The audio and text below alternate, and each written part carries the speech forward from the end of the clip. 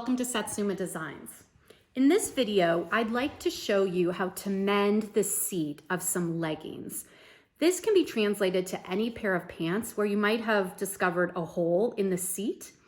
And we will start by trimming these threads that have come undone. This set of threads was made by an overlock or serging machine, which you can see has joined the seam. We'll go ahead and clean this up. Once we've cleaned up our threads, we'll go ahead and create a straight stitch down the edge of the two pieces of fabric.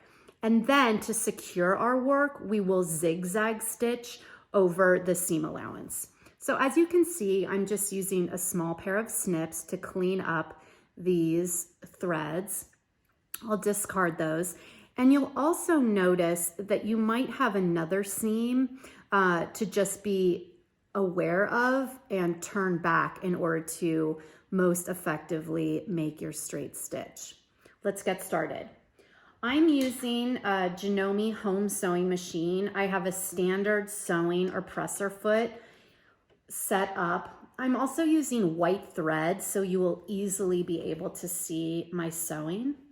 I'll go ahead and start by, as I mentioned, folding back that piece of alternating fabric and get started. I'll place my fabric, my garment, under my sewing foot, and I'm going to be using a back tack. I'll be sewing forward and then backward to secure my seam, and I'll do that pretty carefully here. As you can see, this is a knit material, which can be a little stretchy. So I'll drop my sewing foot, and next I will, with my hand wheel on the side of the machine, I will drop my needle. This ensures that your fabric is in place and it's easy to get sewing. So again, I'm going to be sewing at the edge to meet this serged or overlock stitch here that was already created. I'll use my pedal here to start sewing.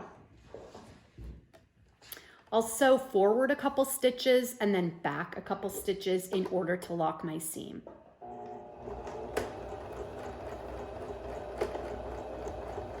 I'm using a 1/4 inch seam allowance, which also is the edge of the sewing foot to give you guidance.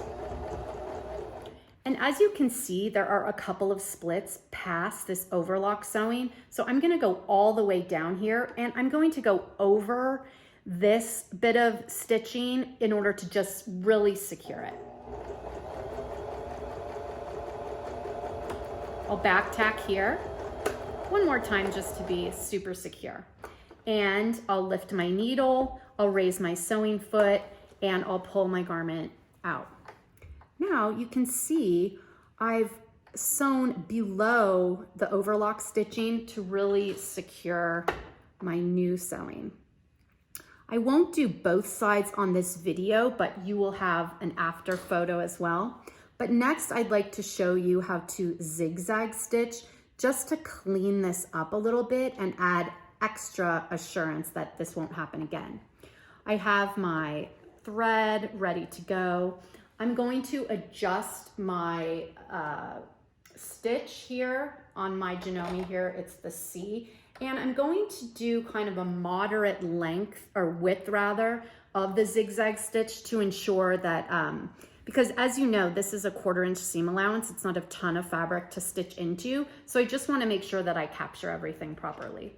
So I'm gonna go up a little bit higher than I did, and you'll see I'm going to zigzag stitch over my seam and then to the right of it where the overlock is. So once again, I drop my needle, getting my needle tails out of the way, and I'm again going to back tack on the zigzag stitch. That's set in place, and I'm simply zigzag stitching all the way along the same seam that I created with my straight stitch. And there we go. I'll lift my needle, I'll raise my sewing foot, and I'll pull my garment out.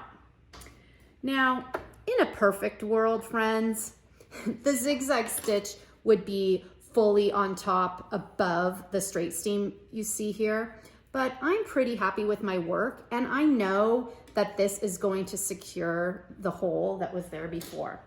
So thank you so much for joining us. Subscribe to our YouTube channel to learn lots more sewing techniques, and see you next time.